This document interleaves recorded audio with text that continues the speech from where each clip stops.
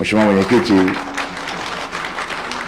niwapongeze sana waheshimiwa wabunge kwa kuonesha kwamba wao ni wabunge wanaowajibika kwa Watanzania waliowachagua. Na Mheshimiwa Spika, serikali hii inayoongozwa na Daktari Samia Suluhu Hassan ni serikali inayowajibika kwa Watanzania.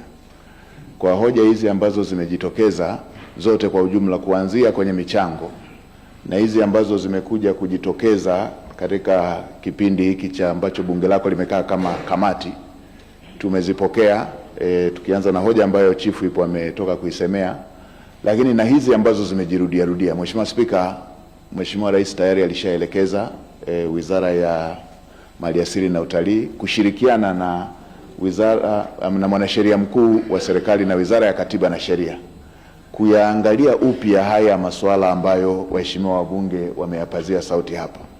Tutaenda kupitia upya sheria namba 111 na 116 inayoongelea masuala ya kutaifisha.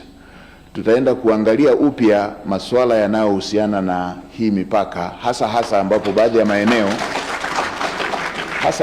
baadhi ya maeneo haijulikani hasa mpaka ni upi. Baada ya ile taarifa ambayo tumepewa hapa ambayo ilishakamilika, tutaenda kuifanya hiyo kazi ili wananchi wajue hasa mpaka ni wapi.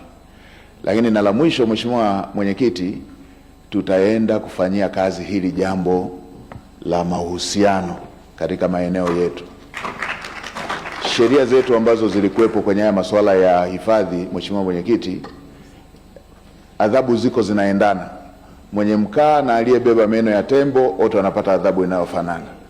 Yule aliyelima mazao yake na yule anayefanya ujangili zote zinafanana. Kwa kuwa Mheshimiwa Rais ameelekeza sheria hiyo iangaliwe upya, Mheshimiwa Spika, niwaombe waheshimiwa wabunge watoe nafasi kwa serikali ili tukaangalia haya yote kwa ajili ya ustawi wa maisha ya Watanzania, lakini pia na ustawi na uendelevu wa uhifadhi na utalii ndani ya nchi yetu.